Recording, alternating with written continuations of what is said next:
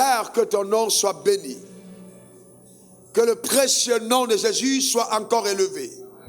Et que par ta fidélité, Dieu Tout-Puissant, il me soit donné par ta grâce de prêcher, d'enseigner ta parole avec pleine autorité. Et que la vérité, dans toute sa splendeur et sa puissance, apporte la délivrance dans la vie de quiconque reçoit cette parole avec foi au nom suprême de Jésus. Merci. Merci pour les murailles éternelles du mensonge qui sont ébranlées. Les forteresses de l'esclavage qui sont détruites au nom suprême de Jésus. Père, que ton nom soit béni. Merci pour la guérison intérieure. Merci pour la guérison physique. Merci pour les témoignages extraordinaires dans la vie de chaque personne, de chaque famille, au nom suprême de Jésus. Que l'honneur et la gloire te soient rendus, car le Dieu glorieux et le Dieu puissant. Merci Seigneur, au nom suprême de Jésus, j'ai prié. Quelqu'un dise Amen 3 fois. Amen, amen, amen. S'il vous plaît, donne-moi 3 bons Amen. Amen. Assieds-toi dans sa glorieuse présence. Le thème de ma prédication ce matin est simple. N'emprisonne pas la vérité. N'emprisonne pas la vérité. Après sa victoire sur la mort, car Jésus n'a pas été tué, bien au contraire, il a livré sa vie. Il a dit, je donne ma vie. J'ai le pouvoir de la donner et j'ai le pouvoir de la reprendre. Il a lancé un défi à la mort. Car avant lui, bien des hommes étaient nés sous le soleil. Et tous étaient morts, mais personne n'avait osé affronter ainsi la mort. Mais Jésus voulait par cet acte démontrer qu'il était le seul dépositaire légal de la vie. Et qu'il était descendu du ciel pour montrer l'unique chemin qui allait réconcilier les hommes avec Dieu. Et c'est ainsi que ressuscité d'entre les morts le 3e jour, il s'est montré au milieu de ses disciples. Il a enseigné la parole pendant 40 jours. Et après donc, au moment du départ définitif avant sa seconde venue, il va adresser ses paroles à ses disciples. Il dit, mais vous recevez une puissance, acte 1, verset 8, le Saint-Esprit survenant sur vous, et vous serez mes témoins à Jérusalem et dans toute la Judée, dans la Samarie et jusqu'aux extrémités de la terre. Donc, le mandat qu'il assigne à ses disciples, à ceux qui ont marché avec lui, à ceux qui l'ont connu, à ceux qui ont été témoins de sa vie, de sa mort et de sa résurrection, c'est d'apporter aux autres, jusqu'aux extrémités de la terre, sa victoire sur la mort en étant des témoins de la vérité. Car n'oubliez pas qu'une imposture grave a circulé à Jérusalem, faisant croire que le corps de Jésus avait été volé. Mais il dit, mais vous recevez une puissance. Mais vous, les gens pourront dire, on a volé mon corps. Mais vous recevez une puissance. Le Saint-Esprit survenant sur vous et vous serez mes témoins. Donc aujourd'hui, beaucoup d'entre nous ne comprennent pas le rôle important que joue le témoignage à l'égard de la vérité. D'ailleurs, mais qu'est-ce que c'est un témoin? Un témoin, c'est quelqu'un qui certifie ou qui peut certifier un fait. Qui certifie ou qui peut certifier un fait. Qui peut témoigner. Qui peut dire, je l'ai vécu. Qui peut dire, je l'ai vu. Qui peut dire, j'ai été là et j'atteste que c'est vrai. Et il dit, vous recevez une puissance. Le Saint-Esprit de venant sur vous, vous serez mes témoins. Mais pourquoi une puissance? Afin que personne n'occulte leur courage. Que personne ne les empêche de parler. Mais qu'ils puissent faire connaître au monde entier cette vérité suprême. Il est mort, bien plus, il est ressuscité d'entre les morts, et il est assis à la droite de Dieu. Donc, le rôle d'un témoin, généralement, là-bas, est crucial. Et c'est pourquoi, dans toute base sérieuse, le témoin prête serment avant de prendre parole. de dire la vérité et rien que la vérité. Parce que son témoignage va influer sur le verdict, va justement peser sur la décision du président du tribunal. Et même en ce qui concerne les affaires de la vie, il est important que vous compreniez que tous les hommes, qu'ils soient blancs, qu'ils soient noirs, qu'ils soient métis, qu'ils soient jaunes, qu'ils soient hommes comme femmes, ont tous, comme dit l'Ecclésiaste, en eux la conscience de l'éternité. Et en fait, personne, aucun homme ne rejette Dieu. Tout le monde d'une manière ou d'une autre, même les athées, en fait, dans leur théorie de l'athéisme, sont en fait de faire un déni de Dieu. Donc ils reconnaissent son existence, mais ils en font un déni. Parce qu'en fait, dans chaque être, Dieu a mis la conscience de son existence et la conscience de l'éternité. Cependant, beaucoup d'hommes, d'une manière ou d'une autre, tâtonnent et cherchent véritablement le chemin qui mène à Dieu. Et beaucoup vous diront, tous les chemins mènent à Rome. Sauf que si tous les chemins mènent à Rome, eh bien, tous les chemins ne mènent pas à Dieu. Je vous amène dans un raisonnement logique avant qu'on ne continue parce que vous êtes une église intelligente. Quand vous allez à l'hôpital, bien que vous voyez, il peut y avoir une porte d'entrée principale, si vous avez mal aux dents, vous n'allez pas aller voir l'ophtalmo. Si on vous dit, bon, les docteurs sont occupés, l'ophtalmo va te recevoir. Tu vas pas partir montrer ta dent à l'ophtalmologue. Tu vas dire, oui, je suis à l'hôpital, mais j'ai besoin d'un dentiste. Si tu as mal aux yeux, tu vas pas aller voir un dentiste. Et c'est ainsi va la vie. Dans chaque domaine de la vie, il y a un spécialiste. Et le spécialiste, c'est celui qui a fait ses preuves. C'est celui qui a prouvé, de par ses aptitudes, qu'il était habilité, justement, à réguler certaines choses dans un domaine précis. Votre voiture tombe en panne, vous n'allez pas aller voir un tailleur. Vous allez voir un mécanicien. Et si vous avez un problème avec votre costume, c'est pas le mécanicien qui va l'arranger. Dans tous les domaines de la vie, il y a donc un spécialiste. Et si Dieu a tant régulé la vie, ce n'est pas dans la question de Dieu qu'il devait avoir le désordre. Le désordre qu'il y a aujourd'hui, c'est parce que les témoins que nous sommes ne jouons pas nos rôles. Nous emprisonnons la vérité. Les gens cherchent Dieu. Les gens ont besoin de Dieu. Et Dieu m'envoie te dire de ne pas occulter la vérité. Jésus agit encore, son Père agit encore. Et la raison pour laquelle Dieu agit dans ta vie, c'est parce qu'il veut transformer ta vie en un témoignage éloquent. Donne-moi ton meilleur amen. Vous savez, on entendait beaucoup dire, ainsi dit l'Éternel, ainsi dit l'Éternel. Mais nous sommes dans une saison où ça a baissé. On est dans la saison de ainsi fait l'Éternel. Donc Dieu agira dans ta vie pour que ta vie se change en témoignage. Donne-moi ton meilleur amen. Donne-moi le meilleur amen. Et ce témoignage, ce n'est pas pour que tu te prennes les épaules comme un amiral de l'armée, mais simplement pour que tu puisses témoigner à ta génération que le Dieu que la génération cherche, tu l'as trouvé en Jésus. Dis encore amen. Si simplement l'église savait quelle force il y avait dans le témoignage, je te garantis, tu allais changer radicalement ta manière d'être.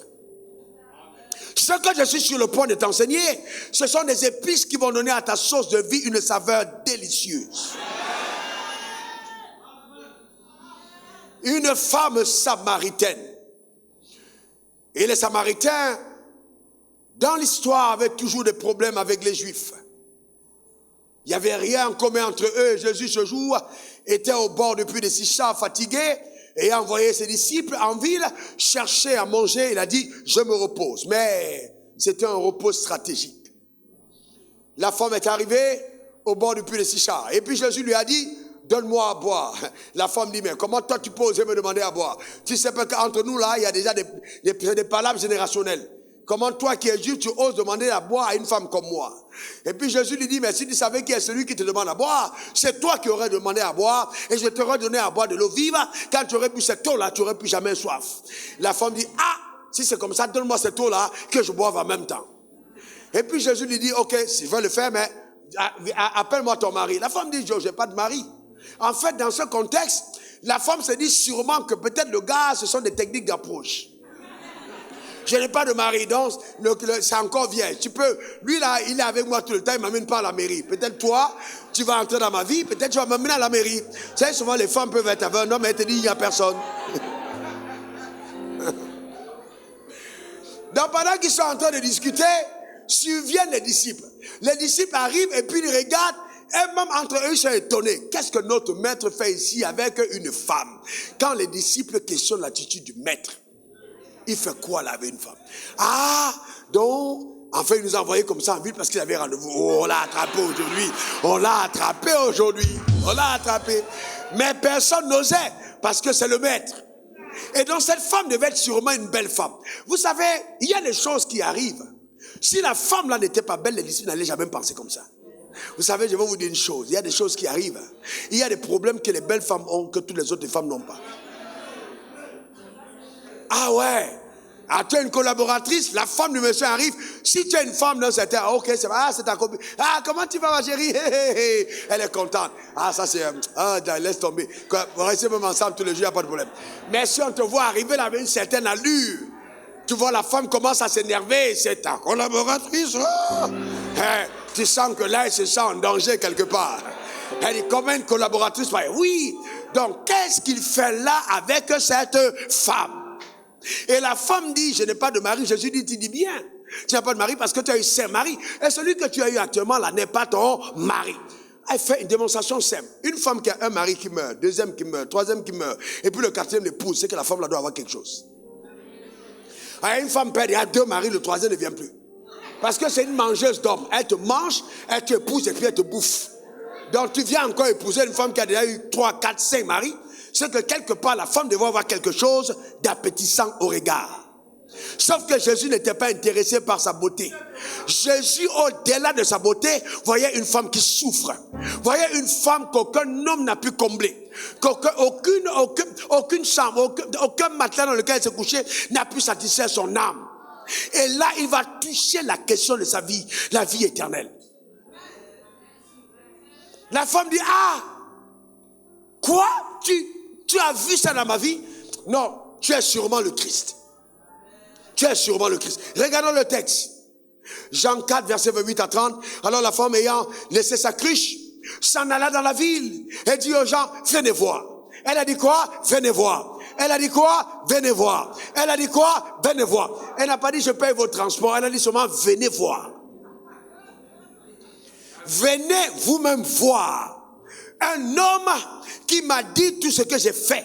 Ne serait-ce pas le Christ? Vous savez que souvent, votre désordre dans le monde peut cacher une habileté prophétique rattachée à votre vie. Voilà une femme que toute la ville écoute. Ça veut dire que c'était une femme de toute la ville pouvait convoiter à cause de son élégance et de sa beauté. Alors au lieu maintenant de changer d'homme en homme, elle a changé l'ancienne possession de Ancienne Djandou, une femme qui était en train d'aligner les gars pour être la prédicatrice de l'évangile et dire Jésus-Christ m'a touché, venez le voir. Donne-moi le meilleur des amen. Dis encore amen. Vous imaginez comment c'est beau que quelqu'un de respecté, de connu, une miss dans un coin se mette à ouvrir sa bouche pour dire venez voir. Et puis on dit c'est pas fétiche mais Jésus. Le goût de ça, c'est extraordinaire. Venez voir. C'est ce que la femme a fait. Et toute la ville s'est déplacée vers le bord du puits de Sichar. Je vous pose une question. Pensez-vous qu'une personne ordinaire est capable de dire venez voir et les gens se déplacent? Ça veut dire que derrière son venez voir, il y avait un enrobement de pouvoir. À partir du moment où vous témoignez de Jésus, il y a quelque chose qui descend sur vous. Il y a une force qui vous habite. Il y a quelque chose qui donne à votre parole que vous soyez considéré, respecté. Venez voir. En temps normal, on ne poursuit pas une prostituée quelque part. Quand une prostituée parle, les gens ne considèrent pas ce qu'elle dit. Mais elle dit venez voir. Maintenant les gens sont venus pour voir. Je vois Dieu changer radicalement le regard que les gens portaient sur ta personne, la crédibilité rattachée à ta personne à cause de ton engagement à témoigner. Venez voir. Un homme qui m'a dit tout ce que j'ai fait. Ne serait-ce point le Christ? Il sortit de la ville et il vint vers lui. Cette femme a déplacé une multitude vers le bord du puits de Sichar. Au verset 39, la Bible dit, plusieurs Samaritains de cette ville crurent en Jésus à cause de cette déclaration formelle de la femme. Il m'a dit tout ce que j'ai fait. Donc vous voyez que le témoignage de la femme était puissant. Et la Bible dit, plusieurs crurent en lui à cause de son témoignage. Arrêtons-nous là un moment. Laissez-moi vous faire une démonstration très profonde. Est-ce que vous savez que quand vous ouvrez votre bouche pour dire aux gens ce que Jésus a fait en vous, il y a une force derrière. Il y a une telle puissance. Vous savez, il y a une telle puissance. Vous imaginez une fille qui vous dit, qui a le courage de vous dire, moi que tu vois là, j'étais colgueuse. On m'appelait pour 50 000 francs, j'allais coucher avec les hommes. Et aujourd'hui, j'ai rencontré Jésus. Jésus m'a changé. Rien que ce témoignage, je te garantis, ce que ça peut faire, c'est terrible. C'est un missile dangereux contre la puissance des ténèbres. Et ton témoignage devient davantage puissant au milieu de ceux qui t'ont connu, de ceux qui t'ont vu vivre. C'est pourquoi, quand tu rencontres Jésus, ta mission première, c'est de témoigner autour que tu as changé, que Jésus t'a touché. Cette femme n'était pas diplômée de l'école biblique, non. Cette femme n'était pas diplômée en théologie, non. Mais cette femme avait rencontré la vie. Elle avait basculé des ténèbres à la lumière. Elle appartenait au camp de Dieu. Donne-moi ton meilleur amen. Dis encore amen. Je dois devenir un témoin de Dieu. Dis-le. Encore. Et la Bible dit aussi, quand les Samaritains, verset 40, vers le trouver, il le priait de rester auprès d'eux. Et là, il resta 2 jours. Donc, le témoignage était tellement puissant que eux-mêmes, ils ont dit, pardon, reste avec nous. Jésus a commencé à parler. Un grand nombre crurent à cause de la parole. Et il disait à la femme cette fois-ci, ce n'est plus à cause de ce que tu as dit que nous croyons. Car nous l'avons entendu nous-mêmes et nous savons qu'il est vraiment le sauveur du monde. Voyez-vous, à la première étape, les gens croient à cause de ton témoignage. À la deuxième étape, les gens croient à cause de ce qu'ils ont entendu de Dieu lui-même. Donc c'est important de comprendre. Pour que les gens rencontrent Dieu, ils doivent te rencontrer d'abord. Pour que les gens rencontrent Dieu, ils doivent te rencontrer d'abord. Donc n'emprisonne pas la vérité. Ne ferme pas la porte du salut aux autres. Parce que le salut, les gens auront accès que par toi. Ne ferme pas cette porte. Ne ferme pas cette porte. Regardons le cas de Philippe. Philippe qui est allé dans Jean 1, verset 45 à 51, il rencontre Nathanaël, c'est un ami. Il dit, Joe, nous avons trouvé celui de qui Moïse a écrit dans la loi et dont les prophètes ont parlé, Jésus de Nazareth, fils de Joseph. Il va dire à Nathanaël, on l'a trouvé. Nathanaël lui dit, peut-il venir de Nazareth quelque chose de bon? Philippe lui répondit, viens et vois. Dis à ton voisin, viens et vois. Encore. Viens. Souvent c'est simple, dis aux gens, viens et vois. Simplement. Jésus, voyant venir à lui Nathanaël, dit de lui, voici un Israélite dans lequel il n'y a point de fraude. D'où me connais-tu? Lui dit Nathanaël. Jésus répondit, avant que Philippe t'appelât, quand tu étais sous le figuier, je t'ai vu. Voyez-vous, une parole de connaissance. Pas des paroles trafiquées comme on a aujourd'hui, où les gens vont prendre des informations pour dire des paroles sur toi. Non, là c'est authentique. Avant même que Philippe ne t'appelle, je t'avais déjà vu. Donc il est touché. Parce que quand vous appelez les gens à Christ, quand vous témoignez de Christ aux gens, Dieu est obligé d'agir. Quand ils viennent à l'église, Dieu est obligé d'agir. Il y a une authenticité de la puissance de Dieu parce que Dieu veut démontrer que ce que tu as dit est vrai. Amen. Souvent, lors de mes messages, je sens une tournure de 2 minutes où Dieu m'amène à gauche. Mais il m'amène à gauche à cause de quelqu'un qui est entré dans la salle. Et je dis quelque chose qui concerne la personne et je reprends. Pourquoi? Parce qu'il y a une attente. Il y a une attente. Ne soyons pas une assemblée de personnes mortes, mais de témoins vivants. Donne-moi ton meilleur amen. Dis encore amen. Et Jésus dit à Philippe, à Nathanaël, Jésus lui répondit, parce que je t'ai dit que je t'ai vu sur le figuier, tu crois? Tu verras de plus grandes choses que celle-ci. Dis à ton voisin, tu verras de plus grandes choses. Eh mon Dieu, tu verras. Cette parole-là, prends-la pour toi. Tu verras de plus grandes choses que celle-ci. Et il lui dit, en vérité, vous verrez désormais le ciel ouvert et les anges de Dieu monter et descendre sur le Fils de l'homme. Il n'a pas dit descendre et monter, mais il a dit monter et descendre. En d'autres termes, le témoignage, les anges étaient déjà là. Mais il fallait quelqu'un qui témoigne en disant viens voir. Et Jésus leur dit vous les verrez monter. Donc vous n'avez pas reconnu la présence de ces anges. Mais maintenant que vous êtes venus auprès de moi, vous les verrez monter. Comme pour dire, dans cet environnement, il y a des anges. Frères et sœurs, c'est très important. Quand vous reconnaissez le mouvement angélique quelque part, attirez les personnes. Dites à ces personnes, venez et voyez. Viens et vois. Parce que là où sont les anges, là sont les miracles de Dieu. Dans le nom suprême de Jésus. Donne-moi le meilleur amen. Dis encore amen. C'est important, frère. Le monde cherche la vérité. Mais Dieu doit compter sur toi pour que le monde entende parler de Jésus. C'est la raison pour laquelle Dieu t'a touché. Que ta famille entende, que tes collègues entendent, que tes voisins entendent. C'est très important. Et je vais te dire, en agissant ainsi, tu rends un service énorme au royaume des cieux et tu te rends un service incroyable de la part de Dieu. Dieu compte sur toi pour être un relais de la vérité. Dieu compte sur toi pour être un relais de la vérité.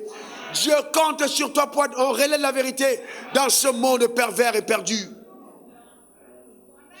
Aujourd'hui, au lieu d'être témoin de la vérité, on a même des gens à l'église qui cherchent les autres.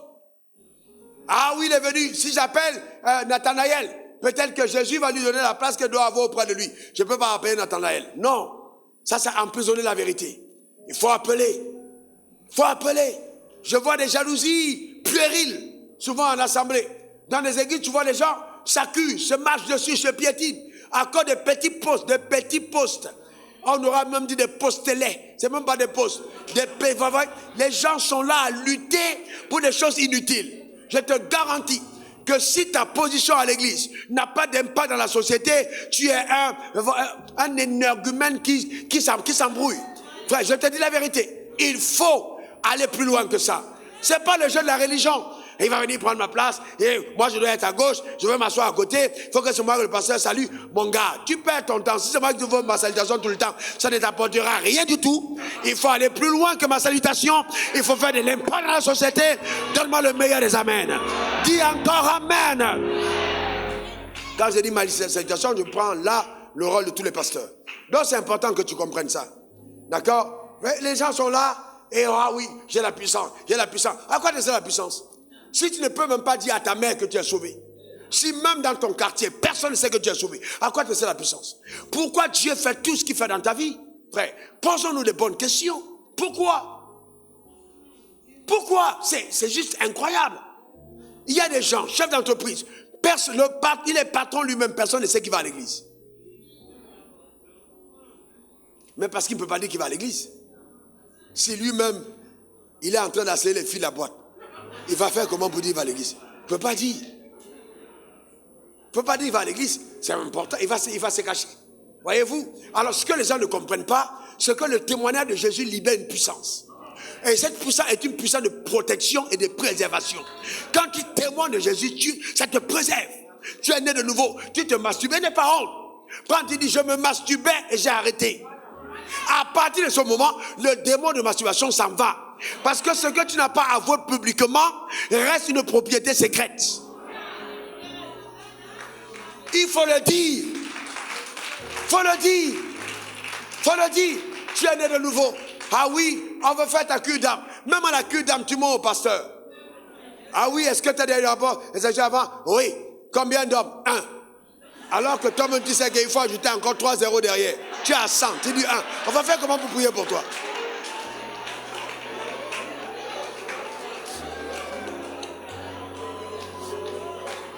Est-ce que vous comprenez ça? Toi tu as dit 1. On va faire comment pour prier? Parce que dans tous les contacts, tous les trucs dans lesquels tu es entré, ta vie a été falsifiée. Donc Jésus a dit clairement que tu as eu Saint-Marie. Donc ça veut dire que ton passé là, on doit le confronter. Et quand tu dois vomir, tu dois être même de dire à ta copine, voilà ce que j'étais, voilà ce que je faisais, mais je ne fais plus. Celui qui va oser accuser ton passé va falsifier son futur. Ah ouais, Dieu il te donne du passé. N'aie pas honte de ton passé. Le passé est dépassé. Donne-moi le meilleur des amens. Dis encore amen. Donc quand Dieu fait tant de choses dans ta vie, c'est parce qu'il veut que tu rendes témoignage. Il veut passer par toi pour toucher les gens. Tu es une jeune fille, Dieu t'a enlevé de l'homosexualité, un jeune homme. Et puis témoigne, n'aie pas honte. Dis c'est ce que j'étais et que d'autres homosexuels voient dans ta vie la puissance de la liberté et viennent au salut par ta vie. C'est ce que Dieu attend de toi.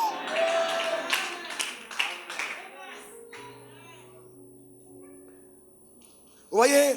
Et c'est ce que ma vie a été. Là, c'est un de mes secrets, beaucoup de personnes ne savent pas. Quand je me suis converti, la première chose que j'ai fait, je m'en allais avec 1000 traités et je parlais au bord de la route, je prêchais. Les gens m'insultaient, souvent les gens m'éclaboussaient exprès, il y a des gens méchants. Il y a des agents du diable qui m'ont le jour, là, ils voient les gens, ils sont fâchés. Ils m'éclaboussaient et tout. Et puis, ça travaille tes nerfs. Tu es obligé de rester calme. Tu parles de l'évangile. J'allais trouver mes amis. Je me rappelle un jour, je suis parti trouver au bar en face du campus. Et je suis entré. Et ils m'ont dit, hey, Waf, comment tu vas? J'ai dit, super. Je vais bien. Non, j'ai dit, je vais bien. Et il dit, ah, mais tu as changé. Mais tu étais où? Tu as voyagé? Tu étais en Europe? J'ai dit, non, je suis allé plus qu'en Europe. J'ai fait un grand voyage. Ah bon, c'était où? Tout le monde était attentif. J'ai dit, je descends du ciel. J'étais au ciel. Je viens du ciel. Alors, toute l'attention du bar était tournée vers moi. Parce que voilà un gars qui pouvait s'asseoir et puis dire bonjour à 12 petites Guinness et rester debout sans problème. Le voilà debout en train de dire au gars, je suis du ciel. On dit, mais qu'est-ce qui se passe? Et j'ai commencé à prêcher l'évangile. À prêcher l'évangile. Donc eux-mêmes qui savaient que j'étais avec eux, qui connaissaient ce que c'est que le monde, et j'étais avec eux, qu'est-ce que vous pensez qu'ils devaient faire? M'écouter. Je sors de l'école biblique, je reviens au quartier, je fais asseoir les amis du quartier, ils ne sont pas convertis, mais je leur enseigne les cours, j'enseigne l'intendance, j'enseigne sur la prière, j'enseigne. Et puis après, ils se sont convertis. Certains sont pasteurs aujourd'hui. Mais pourquoi? Parce que je n'ai pas eu honte de l'évangile. Frères et sœurs, je vais vous dire, je l'ai vu. Si tu fais la promotion de Jésus, Jésus fera ta promotion. Si tu parles de Jésus, il parlera de toi. C'est ce que Jésus fait. N'aie pas honte de l'évangile. N'aie pas honte de l'évangile. Il dit, si tu as honte de moi, j'aurai honte de toi lors de mon avènement. Marc 8, verset 38. Si tu as honte de moi, n'aie pas honte. Dis, je n'ai pas honte. Non, dis-le encore. Dis encore. Faut pas avoir honte, frère. Si tu as honte de Dieu, de Jésus, au milieu d'une génération pécheresse et adultère, le Fils de l'homme, lui aussi, aura honte de toi quand il viendra dans la gloire de son Père avec les saints anges. Que cela ne t'arrive pas. Vraiment que cela n'arrive pas. Frère, il ne faut pas que Jésus arrive à avoir honte de toi. Il faut vraiment, je te garantis vraiment, que tu comprennes que c'est important que Jésus soit fier de toi. Le monde cherche la vérité et la vérité est en toi. Tu as connu le véritable.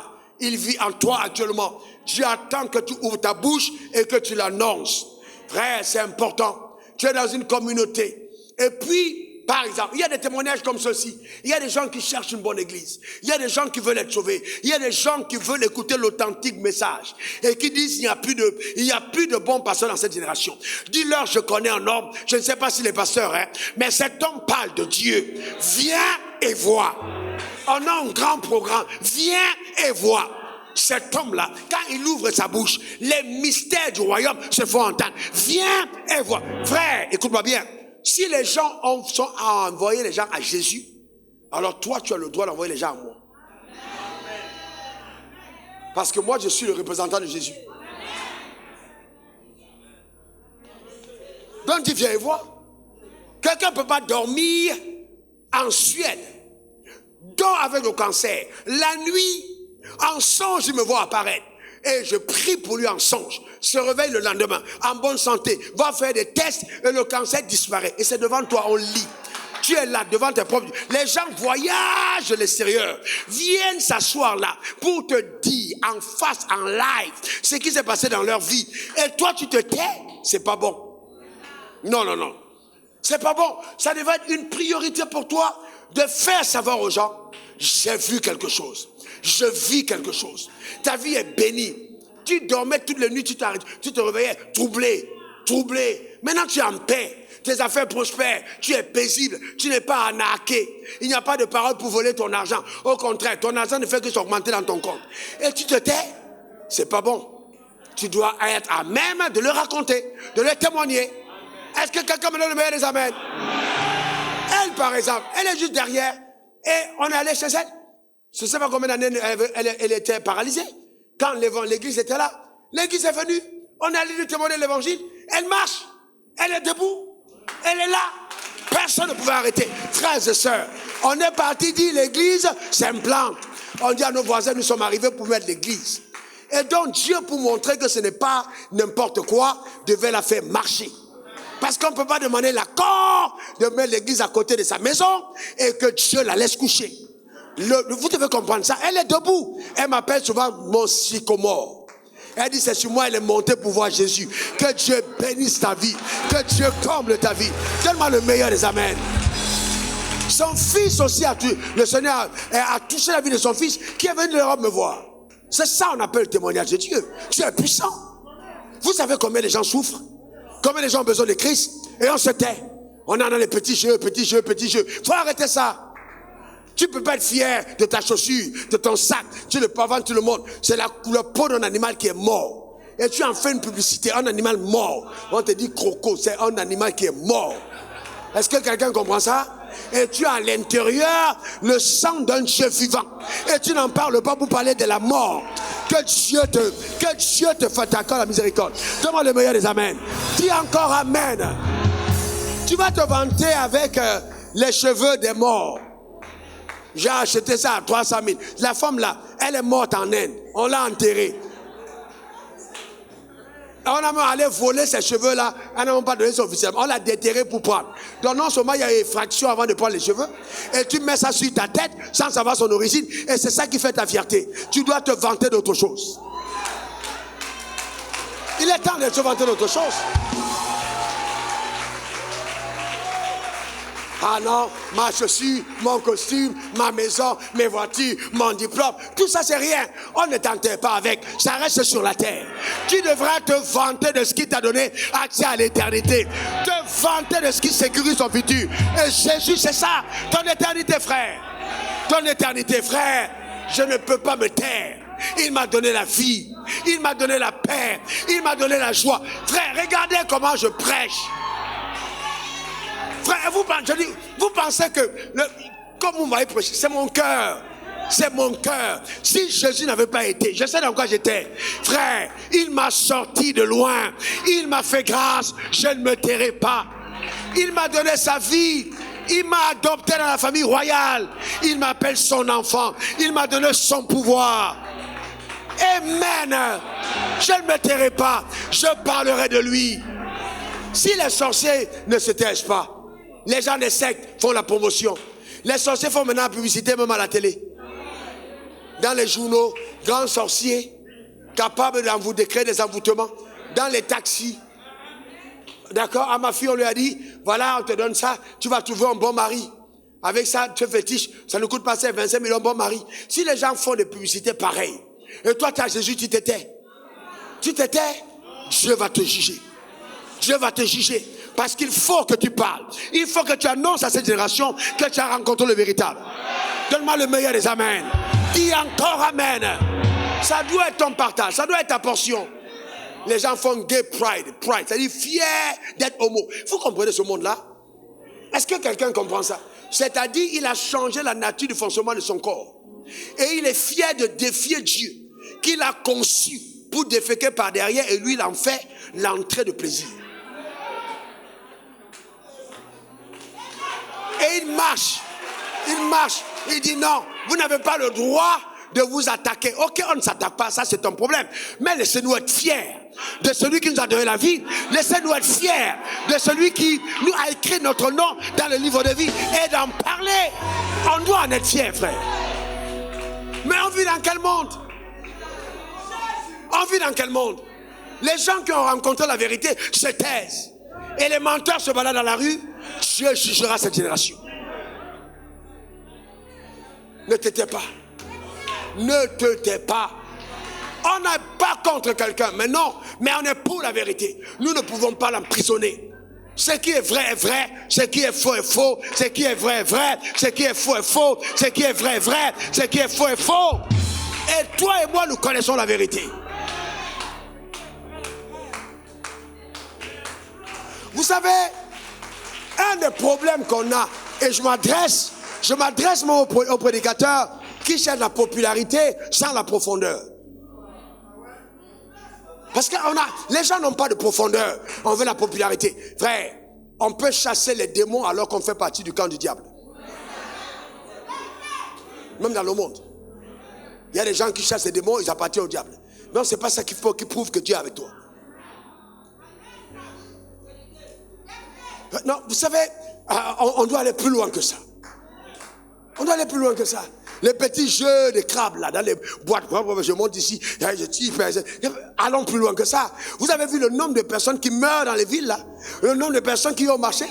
Vous êtes allés dans les marchés pour voir le nombre de personnes? Vous n'allez pas venir vous vanter, on est nombreux. Nombreux par rapport à qui? Par rapport à quoi? Le diable s'en fout de ce nombre qu'on est. Si chacun d'entre nous ne peut pas aller parler de Jésus là où il est, alors le diable aura réussi. À nous isoler. On a des rivalités entre pasteurs. Ah non, nous on est les meilleurs. Mais c'est incroyable. C'est comme si ton corps disait ma tête est meilleure que ma bouche. C'est juste terrible. Mais il faut qu'on aille plus loin. Il faut qu'on aille plus loin. Dis je dois aller plus loin. Encore. C'est important. Dis encore je dois aller plus loin. Donc c'est important frère. Donc nous devons être la lettre écrite de Dieu. C'est ce que la Bible dit. Donc, pourquoi est-ce qu'on fait en même temps le prospectus? C'est parce que l'église est faible en témoignage. L'église primitive ne faisait pas d'affiche. Tu penses qu'entre une affiche et toi, qui parle le mieux? C'est toi. Et tu peux desservir la cause du royaume. On dit, cette femme-là, elle est avec vous là-bas? Non, jamais. Non. Et en plus, elle est dans le staff. De toute façon, la femme-là parle. Hey. Voilà. Donc, tout de suite, tu as jeté le discrédit sur l'évangile. Quand on vient à l'église, tu es une bonne sœur. Alléluia. Quand tu sors là-bas, que Dieu te délivre. Au nom suprême de Jésus. Et que nous comprenions que nos attitudes, nos comportements peuvent aller soit pour le royaume, soit contre le royaume. Je n'entre pas dans les débats, est-ce qu'on doit faire ci? Mais vous imaginez, vous arrivez dans un bar et vous me trouvez assis en train de boire. Quelle est votre attitude? Voyez-vous comment vous criez? Vous me trouvez en train de... Imaginez-vous donc que les anges arrivent au bar et vous trouvent en train de boire. Les anges arrivent et vous trouvent au bar en train de boire. Et ils appellent le ciel pour dire, ah, celui qu'on est en train de surveiller là, lui, sa façon de marcher là, c'est compliqué. Il est dans les bars, il est dans les boîtes de nuit, et ce sont vos anges qui doivent vous garder. Comment ils font?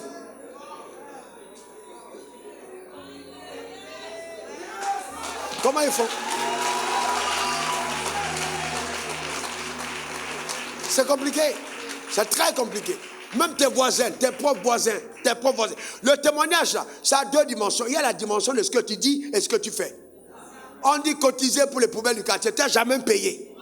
Et tu es pasteur. Après tu es révérend. On veut t'en donner, tu es révérend. Quand on t'appelle frère, tu n'es pas content. Et tu es révérend. Tu ne payes pas les poubelles du quartier. Après on te dit tu pries où? Il ne faut pas dire ici. Tu dis je ne prie pas. Ne dis pas ici. Il ne faut pas dire tu pries ici. Tu ne pries pas dans cette église.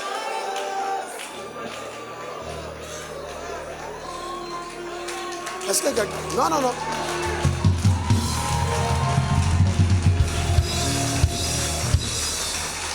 Regardez 1 Timothée 2, verset 3 à 5. Cela est bon et agréable devant Dieu, notre Sauveur. Il veut que tous les hommes soient sauvés et viennent à la connaissance, parviennent à la connaissance de la vérité. Car il y a un seul Dieu. Dis pour moi, un seul Dieu. Encore. Une dernière fois. Frère, je vous pose la question, il y a combien de dieux? Très bien. Très bien. Et à la suite, et il y a combien de médiateurs entre Dieu et les hommes? Et quel est son nom?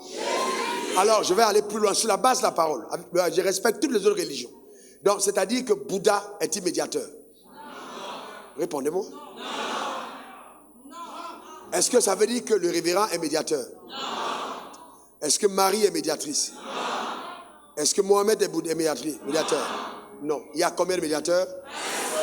Alors, toi, tu sais ça. Et puis, tu dis tous les chemins mènent à Rome. Est-ce que c'est normal dans ce contexte? Est-ce que c'est normal? Alors, je repose la question. Donc, ton oncle et ta tante, là, qui, eux, ne sont pas passés par Jésus, mais qui sont passés par sa mère, ils vont aller où? Est-ce qu'ils rencontrent Dieu? Non, voilà, vous voyez, vous devenez les gens qui sont au vous prenez la vérité en esclavage. Remettons le texte, remettez le texte. Non, il faut que l'on comprenne. Il y a combien de médiateurs entre Dieu et les hommes? Il y a combien? Je vous pose une question. Et donc ceux qui passent par sa maman là, ils arrivent chez qui? Non, mais répondez-moi. Mais alors, maintenant quand je vous pose la question là, vous ne répondez pas. La Bible dit quoi? Il y a combien de médiateurs? Donc ceux qui passent par la mer là, ils arrivent où? Ceux qui passent par Krishni, ils arrivent où? Très bien. Donc maintenant, si donc la parole de Dieu est vraie, qui a la responsabilité de faire savoir aux gens qui se trompent? Ce sont ceux qui ont trouvé le chemin. Quand tu arrives quelque part, tu roules et tu ne sais pas où tu vas. Quelqu'un qui connaît le chemin dit, mon frère, je m'en vais à tel endroit. Peux-tu me montrer le chemin? Donc Dieu fait de nous des indicateurs de chemin du salut. Donc c'est par nous que les gens découvrent le salut. Alors maintenant, ce qu'il a fait dans ta vie devient l'évidence. Quand quelqu'un te demande, mais comment, et toi, si tu me dis, je sais où je vais au ciel. Je vais au ciel. Mais comment tu sais? Mais je sais. Ce que je ressens là, moi je sais. J'ai le témoignage intérieur. Toi, tu te prends pour qui? Pour enfant de Dieu. Ah bon? Oui. Mais on est tous pécheurs. Non, je n'étais pas pécheur comme vous. J'étais pécheur, je ne suis plus. Ah non, prions ensemble. Oh, pauvre pécheur. Hey, stop. Criez-vous pauvre pécheur. Moi, j'ai dit riche saint. On pas pauvre pécheur. On n'est pas ensemble. Je ne suis plus un pauvre pécheur. Le problème, c'est que vous mettez ensemble et vous faites la prière. Pauvre pécheur, priez pour moi, pauvre pécheur. Et tu es en train de dire pauvre pécheur. Jésus te regarde, il est fâché. Parce que quand tu prononces le nom Jésus, tu es en train de dire que la pauvreté a été vaincue. Parce que Jésus veut dire salut, délivrance, restauration de la santé et aisance financière. Donc quand tu dis Jésus, tu peux me dire pauvre saint. Voilà le problème. Et c'est toi qui dois parler. Et c'est toi qui dois dire. C'est toi qui dois faire savoir. Dans ta famille, les gens, oh, vos églises là, c'est pas une question d'église. C'est le salut. Nous sommes sauvés. Nous appartenons au royaume des cieux. C'est ça. Nous avons trouvé le chemin. Jean 14, verset, je crois 6. Regardez ce qui est écrit. Jean 14, 6, mettez le texte s'il vous plaît. Jean 14, 6. Jésus a dit, je suis le chemin, la vérité et la vie. Il a dit quoi? Et qu'est-ce qui suit?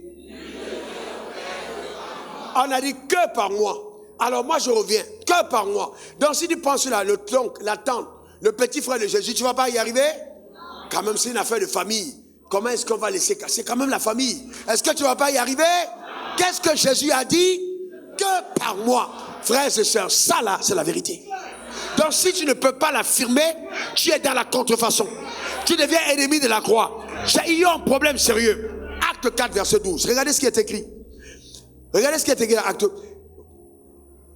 Il n'y a de salut en aucun autre. On dit quoi? Il y a quoi? Car il n'y a sous le ciel aucun autre nom qui a été donné parmi les hommes par lequel nous devions être sauvés. Aucun autre nom. Mais qui fera savoir aux gens qu'il y a ce nom uniquement, c'est toi. Dis après moi, je n'ai pas honte de l'évangile. Encore. Une dernière fois. Eh bien oui, parce que si tu as honte de l'évangile, l'évangile ne marchera pas pour toi. Il faut être assez audacieux et courageux pour l'évangile. Que Dieu bénisse ta vie, que sa grâce repose sur toi, que sa faveur t'accompagne, que Dieu te transforme en témoin vivant et puissant dans cette génération. Au nom suprême de Jésus, donne-moi 3 bons amen. Alléluia. Amen. Amen. Je prêche l'évangile dans les bus, je prêche l'évangile dans les avions en l'air. Parce que c'est là où tout le monde a peur. Tout le monde en l'air, quand l'avion fait boum, boum, boum, tout le monde, on ne sait pas si on va atterrir. C'est le meilleur moment. Je parle de Jésus. Partout. Il ne faut pas avoir honte de l'évangile.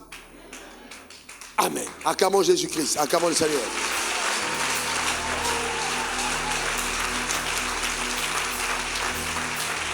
Alléluia.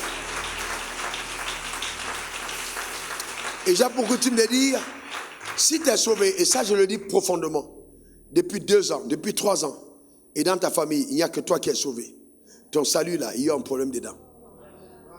Il y a un problème, je te dis la vérité. Quelqu'un est en train de dire, mais est-ce que c'est moi qui les sauve? Non, mais ce n'est pas toi qui sont sauvés. C'est qu'il y a quelque chose en toi, il y a une compromission quelque part, qui empêche que la puissance de la vérité travaille dans ta famille. Quand tu es radical, quand tu es ferme, quand tu es intègre, quand tu marches dans les voies de la droiture, je te garantis. Parce qu'en fait, imagine que ton frère ou ta soeur te voit, toi, tu es pasteur, toi, tu es ancien dans l'église, toi, tu es diacre, toi, tu es ceci à l'église. Et puis on te voit vivre. La personne ne viendra pas à l'église. Ta vie détruit la puissance de l'évangile. Il faut faire attention. On va faire 2 types de prières. Premièrement, on va prier ce matin pour ceux qui doivent venir à Christ. Ce matin qui dit, je veux me réconcilier à Jésus. Lève ta main là où tu es, je veux prier avec toi. Vous êtes nombreux. Lève ta main. Je veux me réconcilier avec Dieu par Jésus. Avancez, avancez, venez, venez. Venez, venez, venez, venez. Acclamons le Seigneur pour eux. Venez. Oui, jeune homme, vous faites un très bon choix. Jeune dame, c'est un très, très bon choix. Acclamons le Seigneur pour eux. Faisons mieux que ça, merci.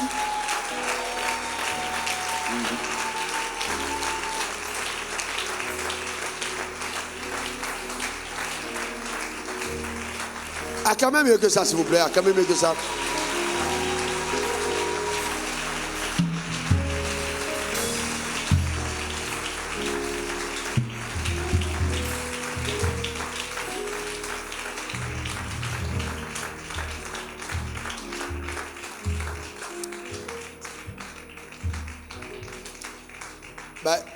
Juste pour t'aider à avancer, le mot que je reçois pour toi, c'est peur. C'est peur. J'entends juste peur. Et la peur te tenaille. Et c'est même peut-être cet esprit de peur qui fait que tu n'as pas envie d'avancer devant l'autel. Et ça te rend timide. Tu n'es pas assez audacieux pour la vérité. Jésus tape à ta porte. Viens à lui maintenant. Dans juste 1 minute, on a déjà pris assez de temps sur le culte. Juste 1 minute, avance devant l'autel. N'aie pas peur. Dieu veut libérer ta vie totalement. Il veut la franchir totalement. Totalement.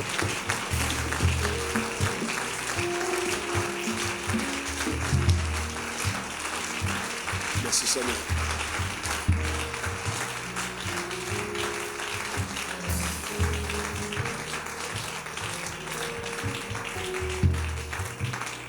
Oui, Dieu peut te délivrer de la drogue. Il peut t'affranchir de la drogue. Il peut t'affranchir. Tu as commencé à goûter à la drogue. Et si tu ne fais pas attention, elle va ruiner ta vie. Aujourd'hui, Jésus veut t'en délivrer totalement par la nouvelle naissance. Avance devant l'autel. Je vais prier pour toi. Avance devant l'autel. N'aie pas honte. N'aie pas honte. Avance devant l'autel.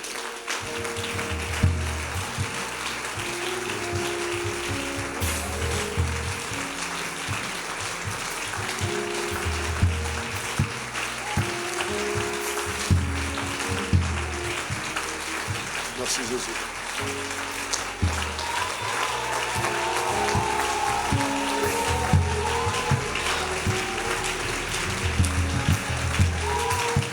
Élève ta main vers le ciel. Élève ta main vers le ciel. Élève ta main vers le ciel. Entre-temps, il y a une jeune fille dans la salle. Tu es en train de plonger dangereusement dans l'immoralité. Tu es entré là sans le vouloir. Et aujourd'hui, tu le regrettes amèrement. Amèrement, tu es jeune. Mais tu es tenu par ces esprits. Je voudrais vraiment te demander, n'aie pas honte, avance devant l'autel. Dieu veut te sauver.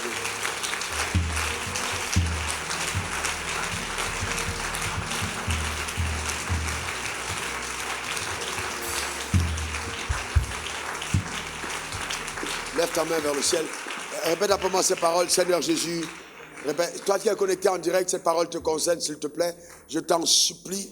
Fais la prière avec nous. Fais la prière, répète après moi. Maintenant, Seigneur Jésus, j'ai entendu la parole. Mon cœur est profondément touché. Je demande pardon. Pardon pour mes péchés. Que le sang de Jésus le sang me lave, que le sang me purifie. Maintenant, que la vie de Dieu, la vie d'en haut, me nettoie entièrement. Seigneur, change mon cœur, donne-moi un cœur nouveau, change mon cœur, change ma vie, restaure-moi totalement, accorde-moi le pouvoir de la nouvelle naissance, restaure ma vie au nom suprême de Jésus. Amen.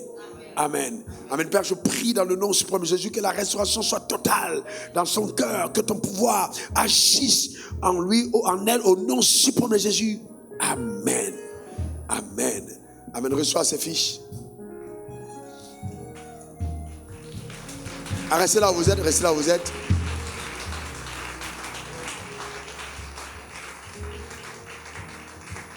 Vous pouvez aller à vos places, on acclame le Seigneur. Amen. Alors la bonne nouvelle, c'est que ça fait 1021 personnes qui se sont données au Seigneur jusqu'à présent, depuis le début de l'année. Amen. On a 20 personnes tout à l'heure, on était à 1001 au premier culte.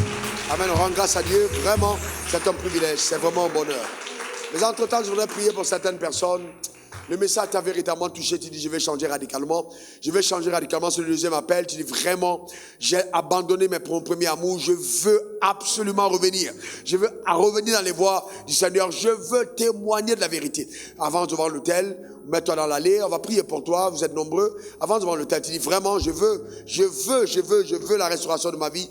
Viens devant l'autel, viens parler à Dieu, viens parler à Dieu, viens parler à Dieu, viens parler à Dieu. Je veux restaurer ma vie, je veux être un témoin de la vérité. Je ne veux plus avoir honte de l'évangile, je veux parler de Jésus, je veux annoncer, je veux parler de Jésus. Merci Seigneur. Alléluia.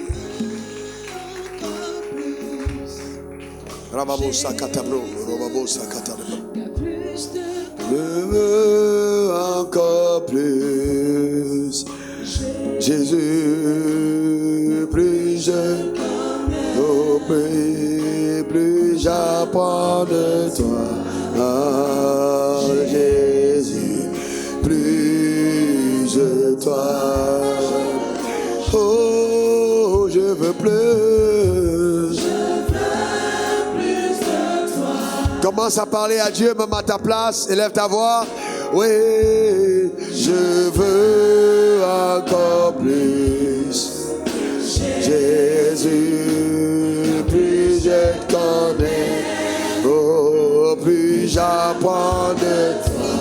Oh, Jésus. Plus de toi.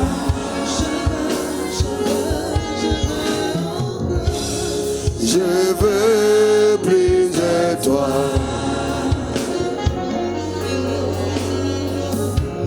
Je veux encore plus. Jésus, car plus je te connais, mieux j'apprends de toi. Jésus, plus de toi. Grâce pour toutes les personnes connectées à cet hôtel et qui, ici, à leur place ou ailleurs, reconnaissent j'ai besoin d'être davantage intègre dans le témoignage rendu à l'égard de Jésus, de son œuvre dans ma vie. Je prie au Père que tu restaures chacune de ces personnes par ton pouvoir extraordinaire au nom suprême de Jésus et que ce jour éternel leur vie bascule en un autre palier, une autre dimension dans le nom suprême de Jésus. Que la gloire te soit rendue pour tes œuvres extraordinaires. Merci pour ta puissance qui les libère de des chaînes, de la honte, de la peur au nom suprême de Jésus. Que ta bénédiction soit le plein partage au nom suprême de Jésus. Amen. Tu rends ma vie si merveilleuse. Tu rends ma vie si merveilleuse. Tu as fait de moi ton semblable sur terre. Il n'y a rien de plus grand que cela. C'est la raison pour laquelle je t'aime tant. Tu rends ma vie si merveilleuse. Tu as fait de